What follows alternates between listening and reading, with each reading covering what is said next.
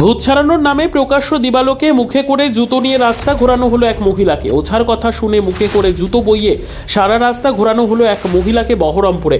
ঘটনায় চাঞ্চল্য বহরমপুরে। সূত্রের খবর, বহরমপুরের চুয়াপুর সুকান্তপল্লীর এক মহিলাকে ভূতে ধরার অভিযোগে ওঝার নিদানে চামড়ার জুতো মুখে নিয়ে প্রায় 4 কিলোমিটার রাস্তা ঘুরিয়ে বহরমপুর গোড়াবাজার কলেজ ঘাটে নিয়ে আসে মহিলার বাড়ির লোকজন।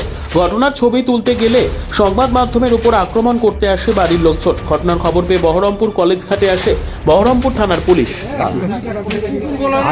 আমার একটা বাড়িতে এরকমই একটা পেশেন্ট পড়ে আছে।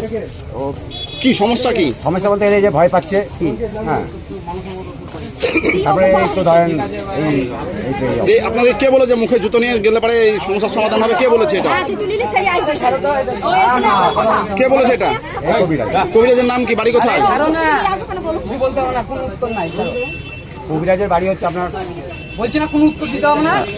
ওরা যদি বিশ্বাস করে আমাদের সঙ্গে যাবে বাড়িতে, সব দিব। নাম কি? ওদের সব টেলিকাস্টের উত্তর দেবো, এখানে কিচ্ছু হবে না, বাড়ি যেতে হবে।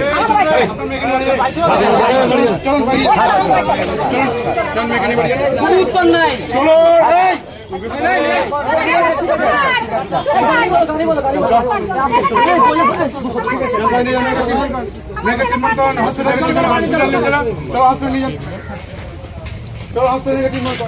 ভালোই ছিল।